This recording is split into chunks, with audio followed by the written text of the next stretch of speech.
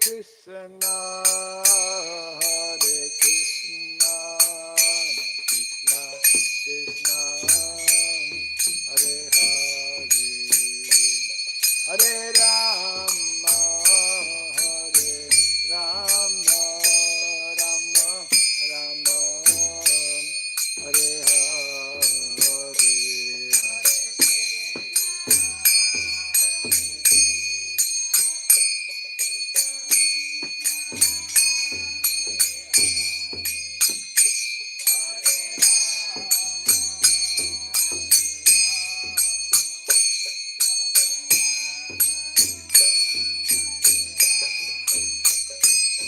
Hare Krishna, Hare Krishna, Krishna Krishna, Hare Hare, Hare Rama, Hare Rama, Rama Rama, Hare Hare.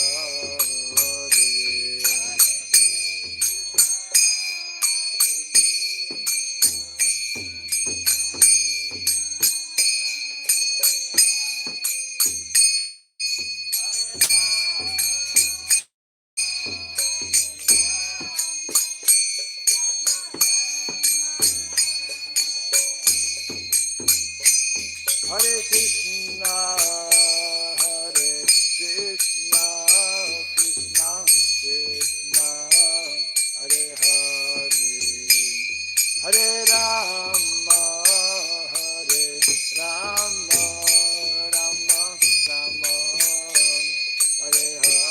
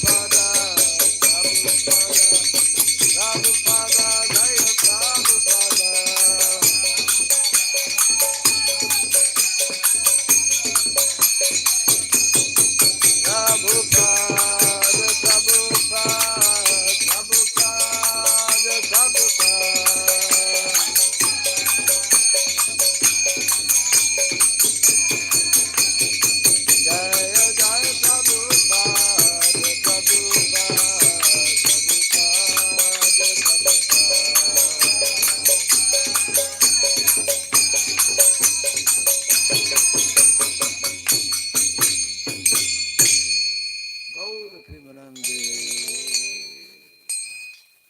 Jai Vishnupada Paramahamsa Pari Vrajgachajasto Tarasatta Sri Simar His Divine Grace Shirabai Charan Arvind Bhakti Vedanta Swami Sri Prabhupada Ki Ananta Koti Vaishnava Vrinda Ki ISKCON BBT Founder Acharyas Divine Grace Srila Prabhupada Ki Namacharya Srila Haridas Thakur Ki Samavata Bhakta Vrinda Ki Hari Nam Sankirtan Ki Grantaraj Madhagavatam Ki Jaini Thai Gaura Pimanande.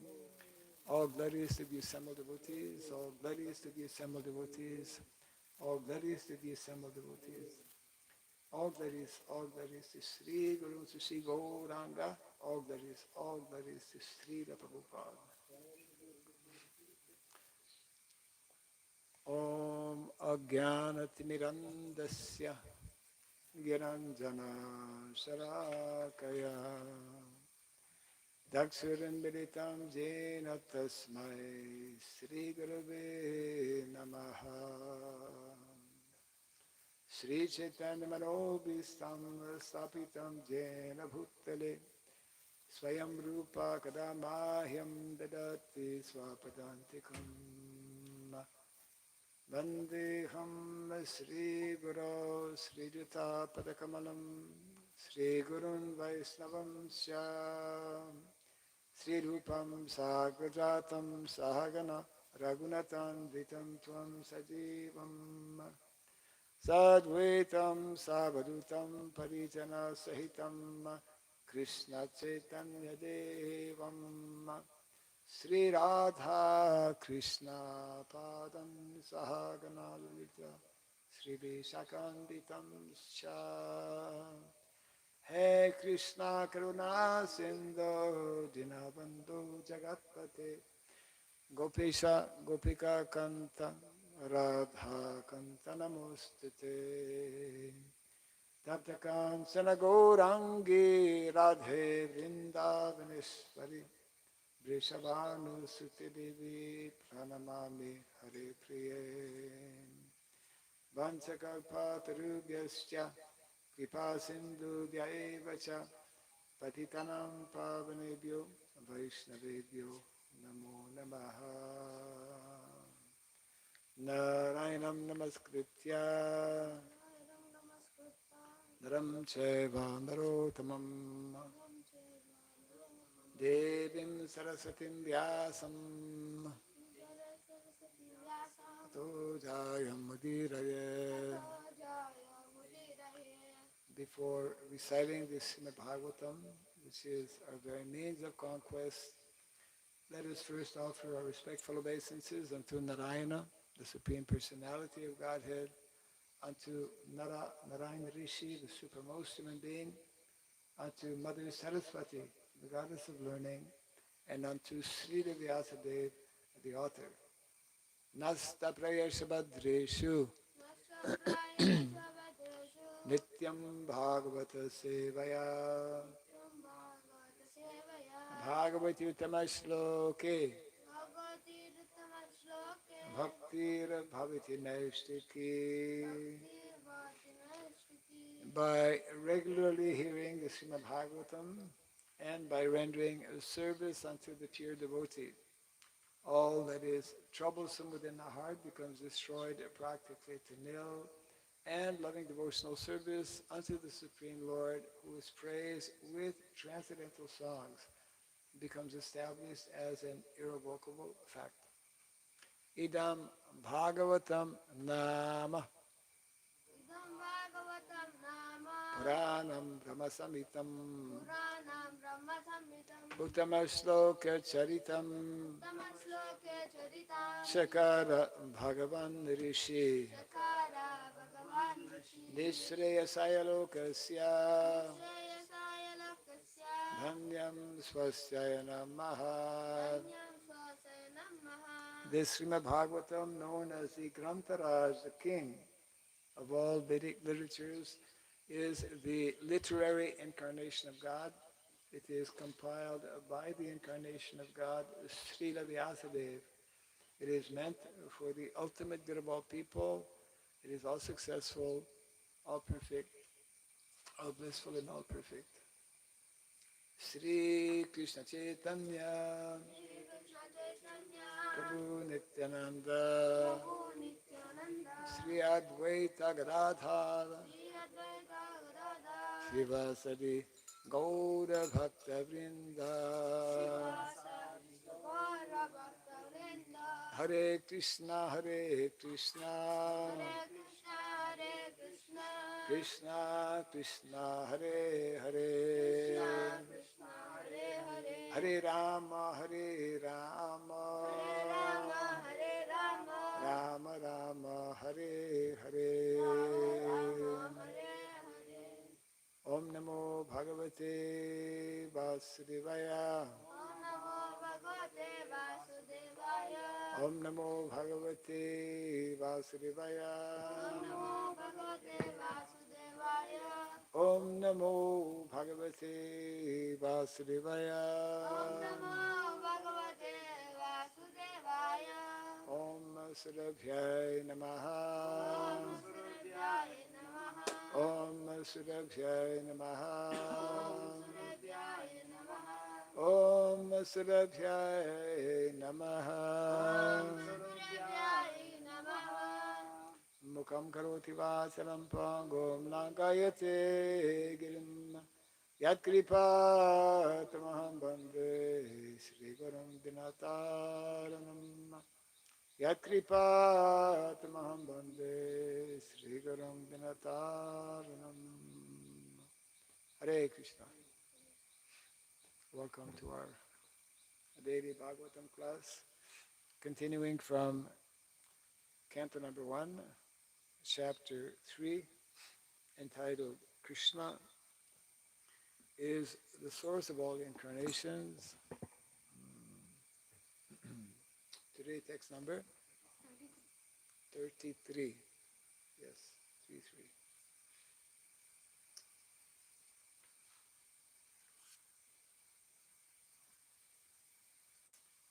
Yatre me sad asad rupe pratishidhe sva sambhida avidyat mani avidyat mani krite iti tad brahma darshanam yatre me sadasad rupe pratishidhe swasambhida avidyayat mani krite iti tad brahmadarshanam yatre me sadasat rupe pratishidhe swasambhida vidyayat mani krite iti tad brahmadarshanam yatre me sadasad rupe pratisiddhe swasambhida avidyayat mani krite iti tad brahmadarshanam yatra me sadasadrupe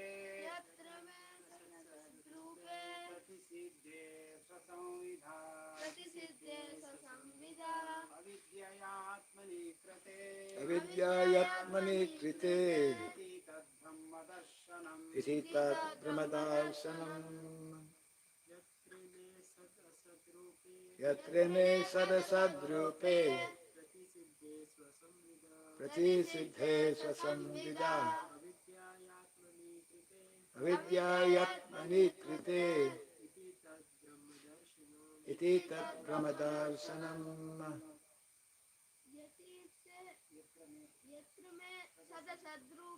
yatre me sadasad rupe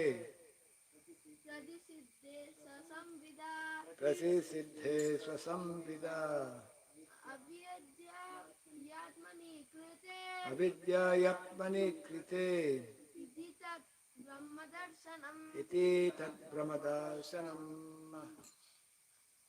Yatra, whenever, ime, in all these, sat asat, gross and subtle, rupe, in the forms of pratisiddhe, on being nullified,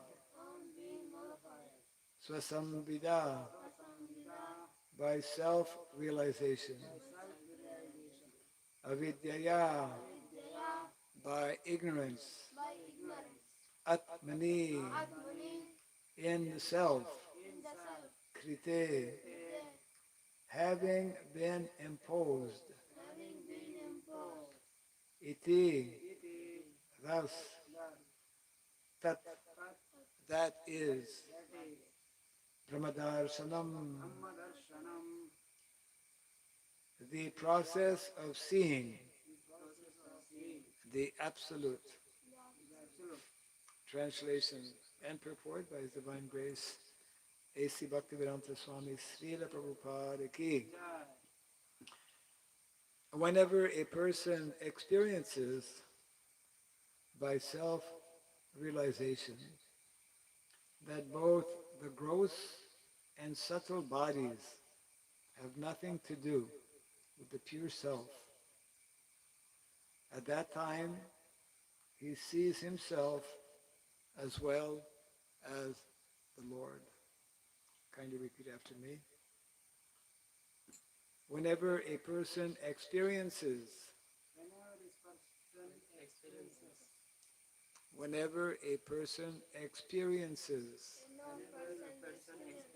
by self-realization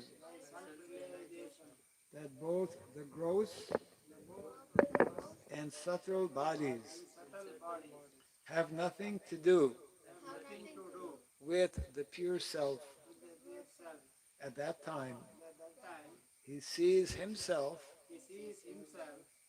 as well as the Lord.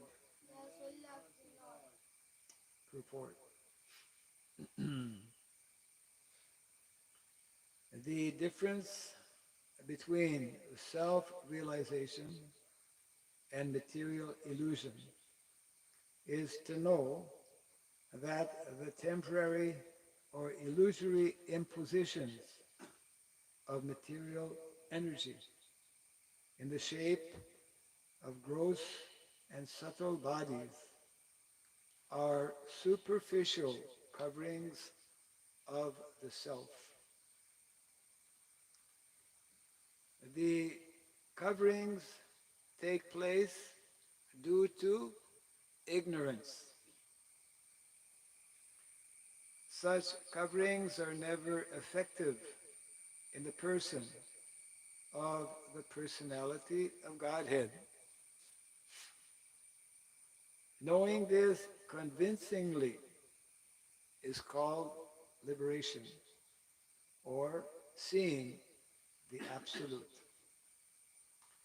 This means that perfect self-realization is made possible by adoption, by godly or spiritual life. Self-realization means becoming indifferent to the needs of the gross and subtle bodies and becoming serious about the activities of the self. The impetus for activities is generated from the self, but such activities become illusory due to ignorance of the real position of the self. By ignorance, self-interested or self-interest is calculated in terms of the gross and subtle bodies. And therefore, a whole set of activities is spoiled, life after life. When, however, one meets the self by proper culture, the activities of the self begin. Therefore, a man who is engaged in the activities of the self is called Jivan Mukta, or a liberated person, even in the conditional existence. This perfect stage of self-realization is attained not by artificial means, but under the lotus feet of the Lord, who is always transcendental. In the Bhagavad Gita, the Lord says that He is present in everyone's heart, and from Him only all knowledge, remembrance, or forgetfulness take place. When the living being desires to be an enjoyer of material energy, illusory phenomena, the Lord covers the living being in the mystery of forgetfulness. And thus, the living being misinterprets the gross body and subtle mind to be his own self. And by culture of transcendental knowledge, when the living being prays to the Lord for deliverance from the clutches of forgetfulness, the Lord, by His causeless mercy, removes the living being's illusory curtain, and thus he realizes his own self. He then engages himself in the service of the Lord in his eternal constitutional position, becoming liberated from the conditioned life. All this is executed by the Lord either through His external potency or directly by the internal potency.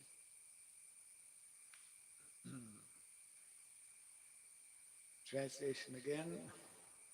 Whenever a person experiences by self-realization that both the gross and subtle bodies have nothing to do with the pure self, at that time he sees himself as well as the Lord.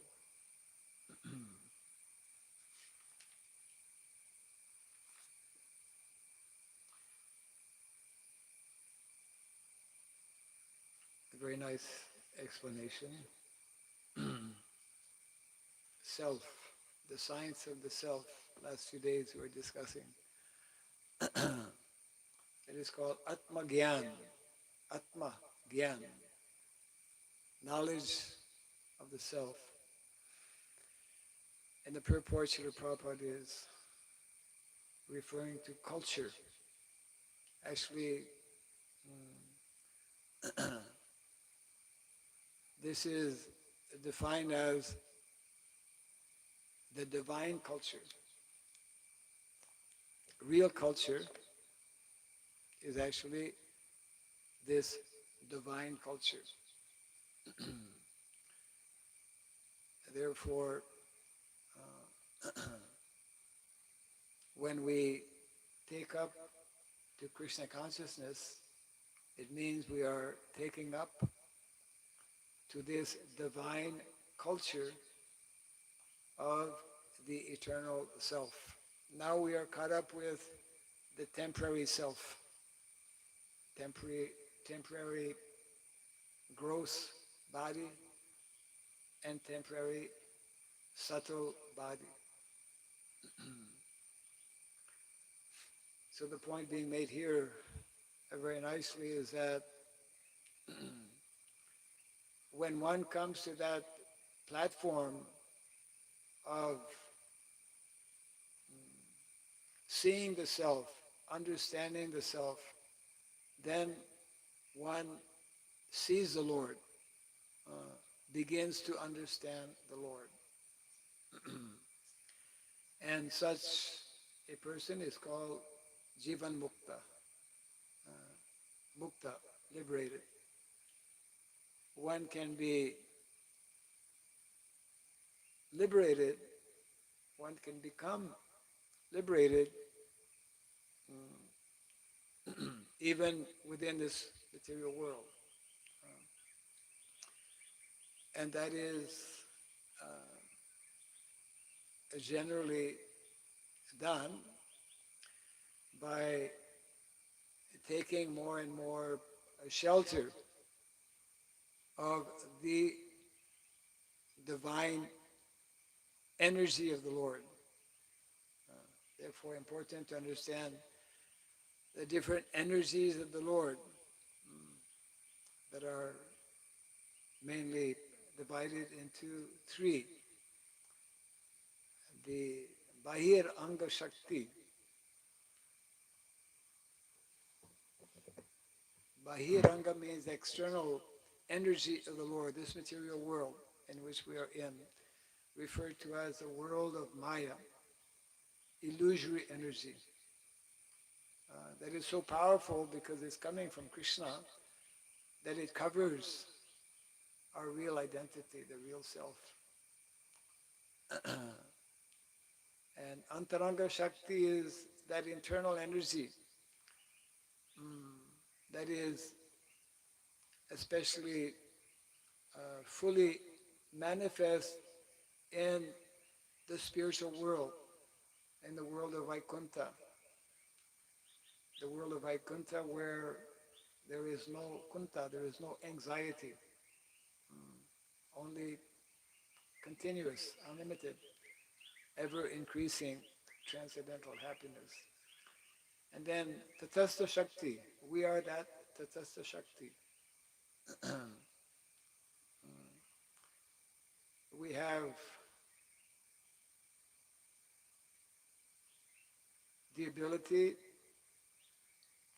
of either remaining under the internal energy of the Lord or coming under the Lord's external energy. So we can say that since time immemorial, these basic questions, mankind, man has asked himself, these are called perennial questions. Perennial questions means there is no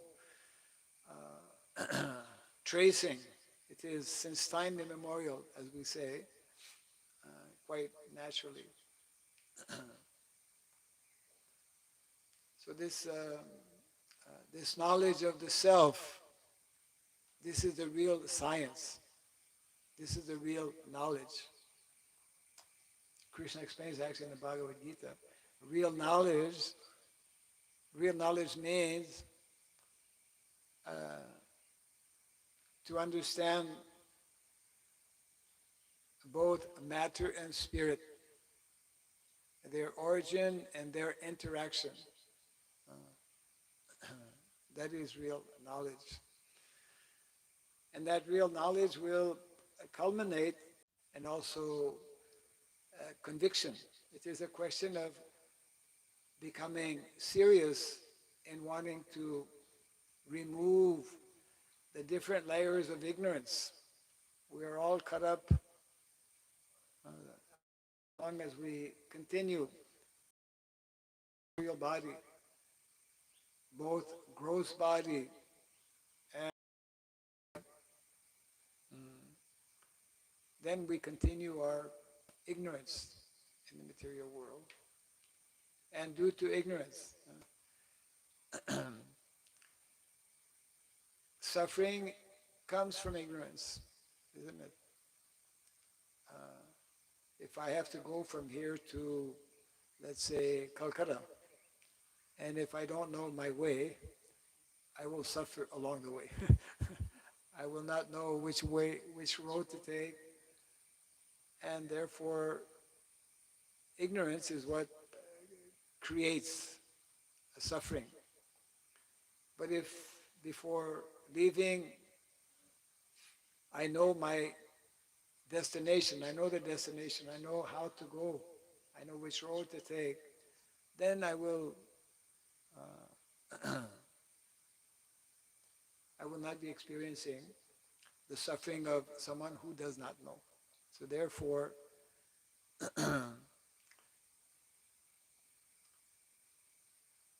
knowledge of the self is the most important knowledge that one should be cultivating. And if one fails to cultivate the knowledge of the self, our modern day civilization is not interested in this kind of knowledge, unfortunately. Therefore, the Bhagavatam speaks about Atmahana, killer of the self. That's also nicely described in the Sri Ishopanishad, where those in the name of education are giving knowledge, but false knowledge, knowledge that is only pertaining to the temporary material body, the temporary gross material body, temporary subtle material body. This is, it is called actually avidya. Therefore, in the Shastra, we have two types of knowledge. What are the two types of vidya in the Shastra? One is called paravidya, Shruti. Shruti, the Shruti section of the Vedic knowledge is called paravidya, knowledge of the spiritual dimension of life, knowledge of the self, of the spiritual self, paravidya. So Shruti, transcendental, pure transcendental knowledge, which has to do only with the soul, with the spiritual world, with the Supreme Personality of Godhead. That is the paravidya. Our Vedic literatures also give us knowledge that is not spiritual, knowledge of this material world, aparavidya. So that is the smriti. The Vedic literatures are divided in Shruti and Smriti. Shruti, transcendental knowledge. Smriti has to do with this material world, but directed and arranged or utilized in a way that it will bring us to transcendental level. You see, that's why it is so important to utilize this source of knowledge, Vedic literatures, that give us complete knowledge, that give us complete knowledge of the spiritual dimension of life, and also that give us complete knowledge, just like cosmology, how this universe is working, We don't need a horoscope. People are trying to understand the planets. They have these, in some places, they have these huge horoscopes. You can see far, far, in the sky. But that, that sky is a material sky. That horoscope cannot show you the spiritual world. Because we cannot see spirit with matter, isn't it? With our material eyes, with our material senses, with our material mind, with our material intelligence, we cannot see, we cannot understand what is spirit. There is a process, however, to understand, which is given in the Shastra, and that is by taking shelter of the internal energy of the Lord. That is by utilizing material energy in the service of the Lord. That material energy becomes transformed. Or in the early days, Prabhupada would say, it becomes Krishnized. How to Krishnize everything. Just like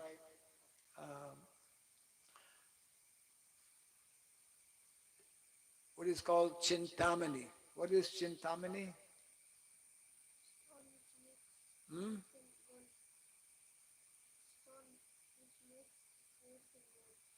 A stone which makes everything gold. Where is that stone? Yeah, it's called touchstone. So, one of our Goswamis in Vrindavan, maybe you heard this story, he had a touchstone.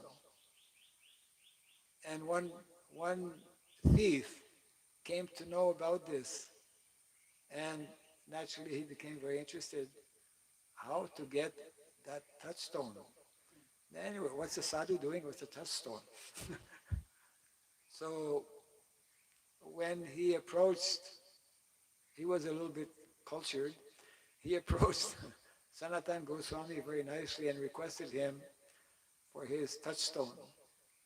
And Sanatana Goswami said, yes, you can have my touchstone. Just go in the backyard, you can find it there. So he went very happily and he found the touchstone, then he went away. He was a little intelligent. After some time, he was wondering, why was Sanatana Goswami keeping his touchstone in the backyard? So he went back to him and he told him, he asked him, sir, this is a touchstone, but why you were keeping it in the backyard? So Sanatana Goswami told him that actually this touchstone is indeed a touchstone able to produce unlimited amounts of gold. But there is something even better than the touchstone. Oh, there is something better than the touchstone? So the thief became very interested. So what, can you please give me that? So then Sanatana Goswami replied, yes, I can give it to you, but on one condition. Yes, what is the condition? That you throw away this touchstone.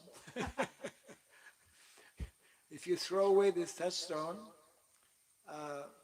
like I did, then I can give you what is more valuable than this touchstone. So he believed Sanatana Goswami, and he's a cultured thief. He threw this touchstone back in the backyard, and then Sanatana Goswami told him, please sit down, and now I will give you what is more valuable than the touchstone. Hare Krishna, Krishna Krishna, Hare Hare, Hare Rama, Rama Rama, Hare Hare. So, things of a spiritual nature, because the holy name is completely spiritual, transcendental, is worth more than millions of touchstones, because ordinary material touchstone simply produces material things or material wealth. But we come to know from the Brahma Samhita that the whole spiritual world is touchstone. Chintamani dham. Chintamani dham. And therefore, one who is fortunate to come in contact with this understanding, with this knowledge, he will easily give up. Uh, just like if uh, if we have a job that is giving us, let's say, 10,000 rupees a month, and somebody offers us a job that will give us 50,000 rupees, then what we will do? Very quickly we'll give up that 10,000 rupee job and we'll take up the 50,000 rupee job. That's going on every day. Most people are trying to find out that higher, paying job in the material world. But Nate vidu swartha gatim hi Vishnu. In the Bhagavatam it's nicely explained. Prabhupada would often mention this verse. Nate vidu, people do not know what is their real swartha gatim. Artha. Artha means what is beneficial. Artha means actually money, wealth. People don't know what is their real wealth. People don't understand this, the potential that is given to us in the human form of life. The potential we have in the human form of life is to know about the self, is to develop knowledge, to develop transcendental knowledge. When we develop this transcendental knowledge, no matter what may happen to this gross body or subtle body, one becomes what is called equiposed or undisturbed. That is from the very beginning of Bhagavad Gita. Krishna is giving this instruction to Arjuna and speaking on this very point as well. Dehi no smenyata dehe komaram jovanam jara tatha dehantara praptir dhiras tatra namo yati dhira. So spiritual life, spiritual knowledge, cultivation of spiritual knowledge makes one dhira. Dhira, sober-minded. And in this way, one can very easily learn to transcend the otherwise insurmountable dualities and insurmountable sufferings of this material world, isn't it? So the science of the self is the greatest of all sciences, and one should be ready to sacrifice practically everything to obtain this knowledge of the self. It is only this knowledge of the self that can actually help one to properly deal with and transcend all the different problems of life. So these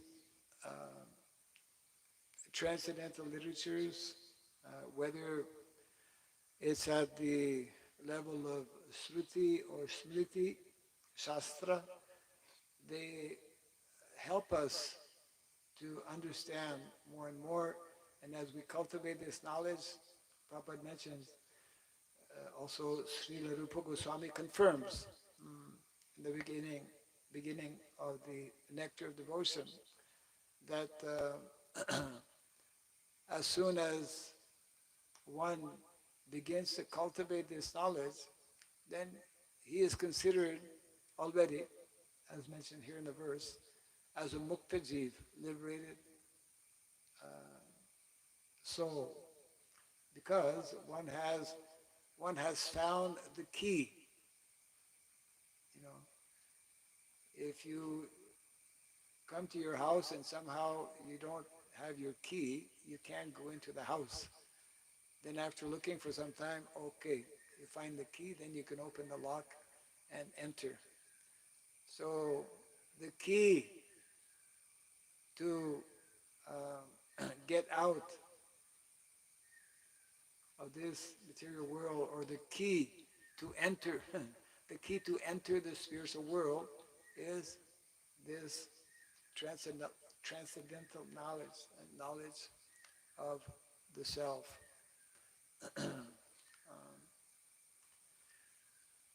So in every page of the Bhagavatam, we are constantly being reminded of the importance of cultivating the self. And again, the point nicely being made here is that it is only when we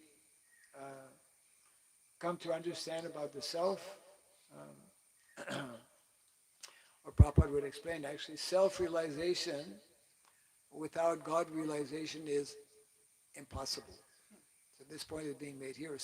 Real self-realization means understanding ourself and understanding Krishna. It means that actually until and unless one comes to understand about Krishna, until and unless one comes to understand about the personal aspect, the personal dimension, the personal nature, the personal identity of God, then he is not fully self-realized, isn't it? Therefore we have these Vedanti tat tattvavidam tattvam vyas jnanam advayam brahmeti paramatmeti bhagavan iti sabjate. So most Prabhupada explained that there are three kinds of transcendentalists. What are the three kinds of transcendentalists? They are known as Gyanis, those who are cultivating knowledge. Gyanis. Sometimes Gyanis will simply cultivate material knowledge. Those who are more advanced, they'll begin to cultivate transcendental knowledge. So that's the first type of transcendentalist, Gyani. Second type of transcendentalist is Yogi. Those who are fond of meditation, those who are endeavoring to enter samadhi. Second level of transcendentalists. And the third level of transcendentalists actually are the bhakta yogis, or the devotees, who are fortunate by reading Bhagavad Gita, by studying Srimad Bhagavatam, to come to that realization, understanding of the personal features of Godhead. There is, in one lecture, Prabhupada was nicely explaining about the word Godhead, you know. Just like office, there is so many offices may be there in a company, but there is one head office, one head office. So one may have different conceptions of God, but there is one Godhead. There is one God source, one God identity. And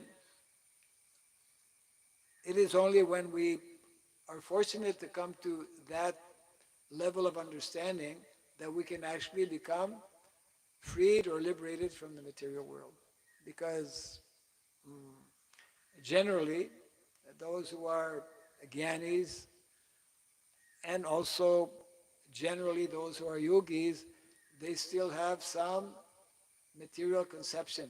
They still have some material desire. Mukti, bhukti, mukti, siddhi, kami. Sakale ashanta. Therefore they cannot be peaceful. Krishna bhakta niskama, without material desire. Not simply without desire, without material desire. Ataiva shanta. So only one who comes to that platform, and this is directly in connection with the verse also, of no more desire for this material body, gross and subtle. Uh, when we no longer are attached to this gross conception or subtle conception of the self, then we can enter, we can rise to the level of the spiritual self. That is called, once again, self-realization or Atma Gyan, Atma Gyan, knowledge of the self.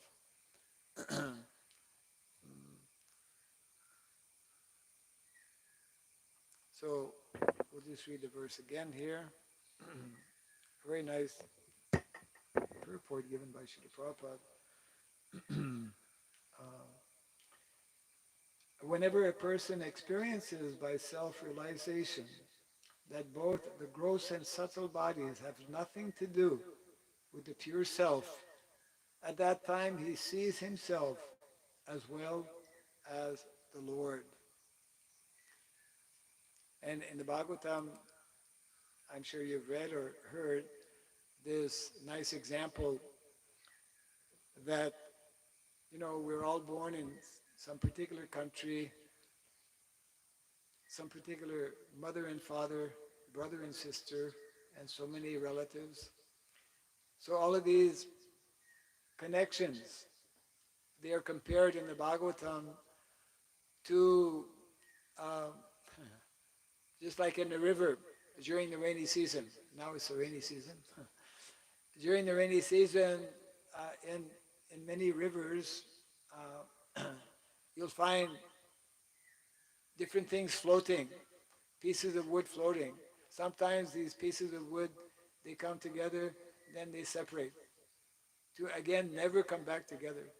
So these relationships we have in the material world based on these temporary material gross and subtle bodies it is exactly like this meeting of temporary meeting of pieces of wood floating on the ocean. So therefore, this understanding can only come by ongoing cultivation of this superior knowledge called divine knowledge or knowledge of the self.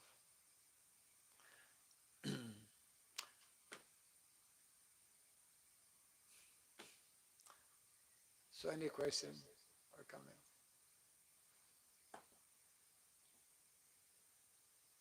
Last English Kannada. Antaranga Shakti and Behiranga Shakti, we both of working same.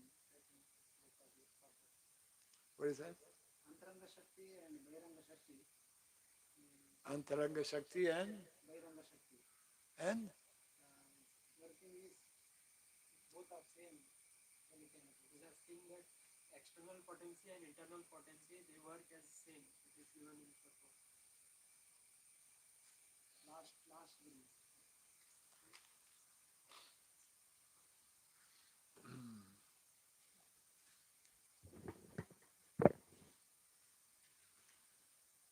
okay, at the end of the purport.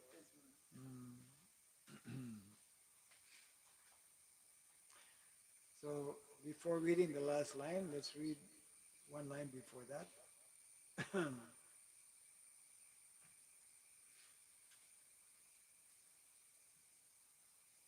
Yes.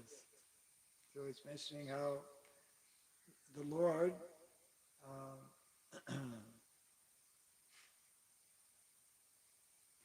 when the living entity prays to the Lord for deliverance from the clutches of forgetfulness, the Lord, by his causeless mercy, I'm just starting a little bit before, removes the living entity's illusory curtain, and thus he realizes his own self. He then engages himself in the service of the Lord in his eternal constitutional position, becoming liberated from the conditioned life. All this is executed by the Lord, either through his external potency or directly by the internal potency. Yes, because we are here in the material world, so we are surrounded by Krishna's external energy.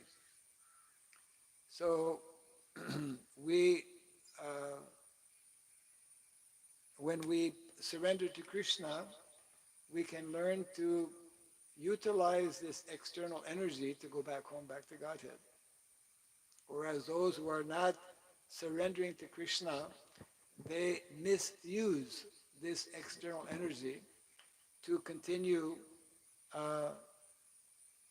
here in the material world. So we can utilize this external energy. This external energy can help us to go back to the spiritual world when we utilize it in Krishna's service. It means that all of us who are in the material world,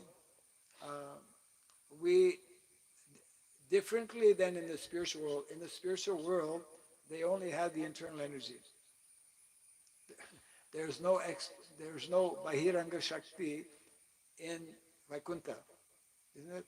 We don't have, living entities there don't have a material body. There's no material energy.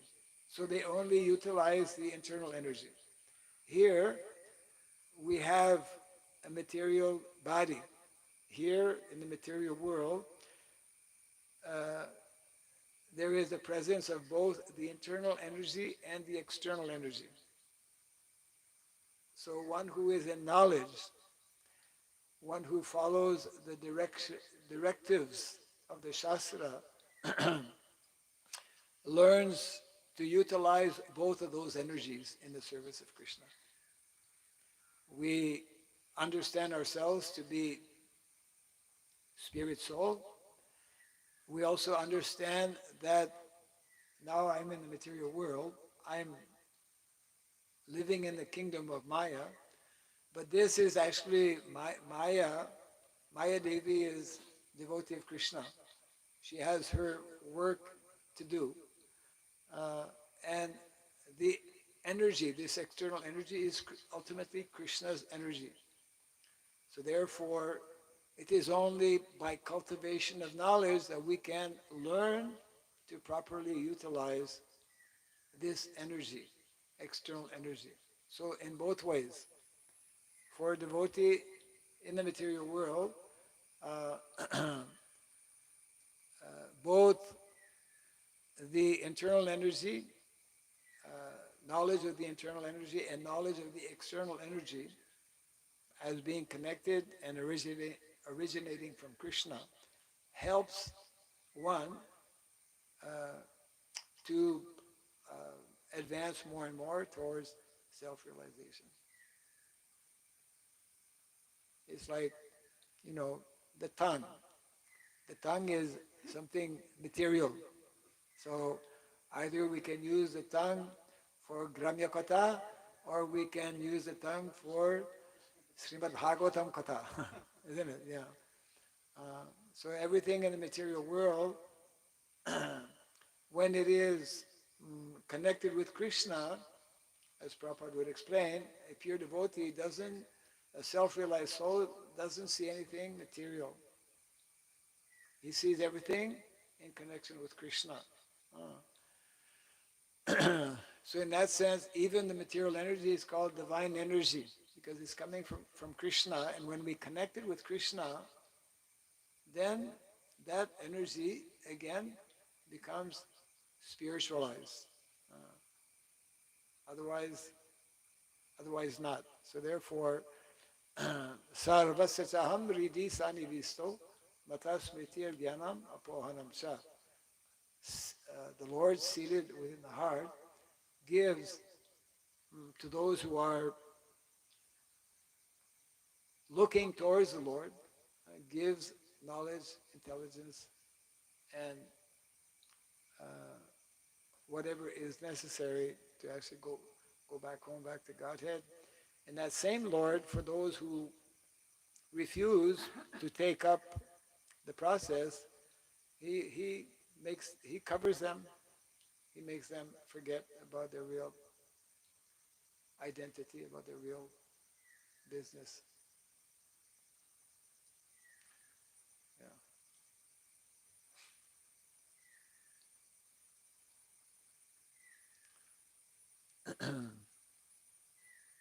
And we can just end on this point.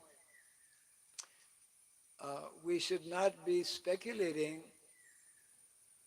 how to utilize this material energy.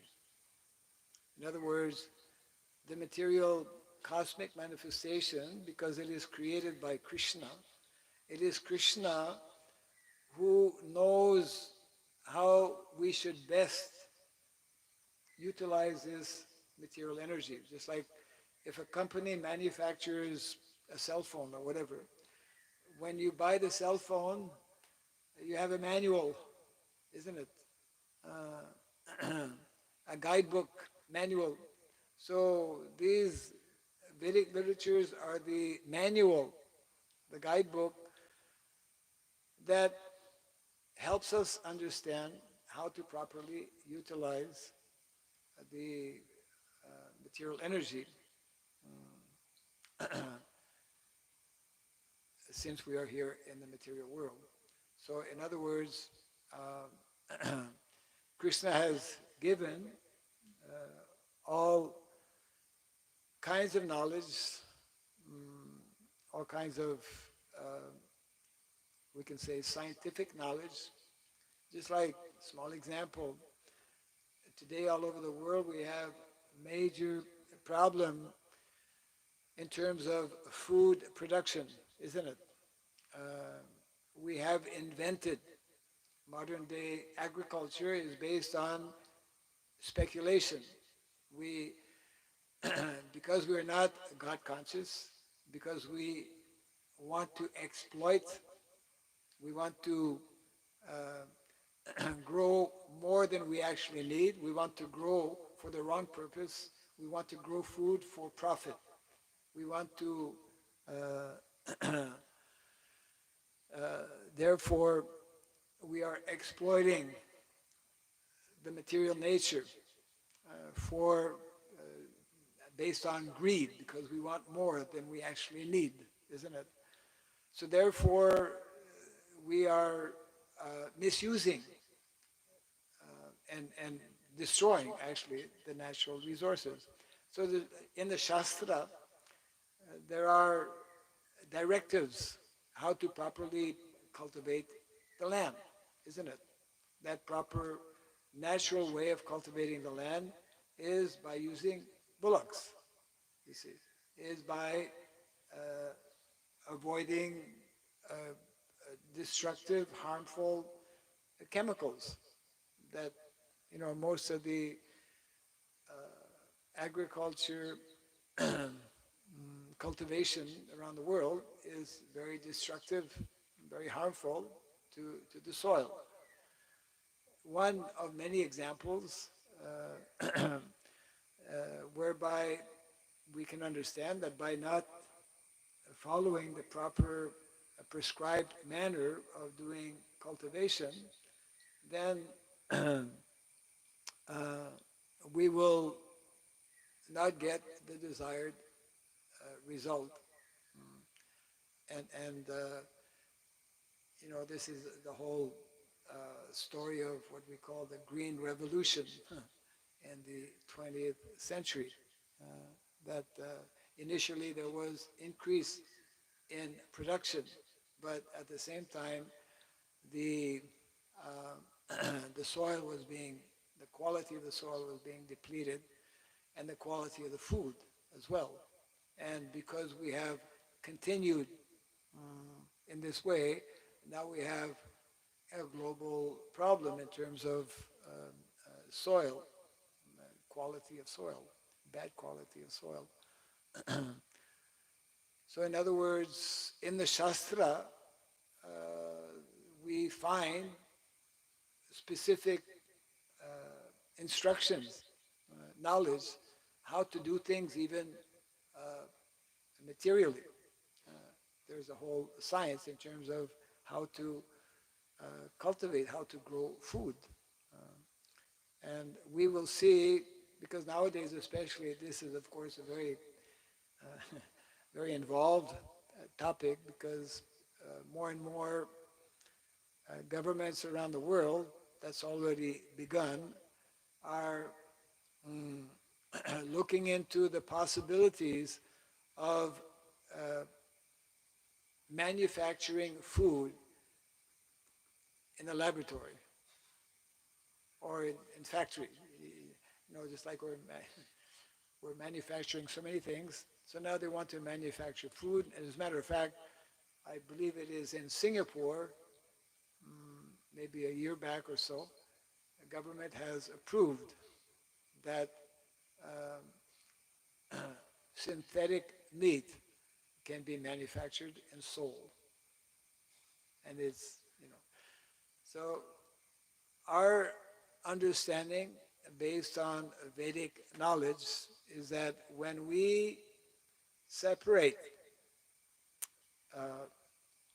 cultivation or growing of food, when we separate natural agriculture, the growing of food, with proper care for cows, then this is a formula for destruction, you see. So, in other words, there are some very clearly defined guidelines based on actual science, that is happening more and more. We are seeing the dreadful results of deviating in so many ways, actually, from what is actually prescribed in the Shastra. Growing of food is a very good example as well, because the whole world is in a major crisis because we are not doing things properly. Yeah. So this point is mentioned here at the end of the purport, that by properly understanding how to utilize the material energy, then this can help us to advance in spiritual life. And the opposite is there. When we don't follow these guidelines, when we speculate, then we cannot advance so nicely, or we cannot advance at all. Yeah. Okay, we'll close for now. Jai Grantaraj Bhagavatam ki Jai Srila Prabhupada ki Gaur Premanandi.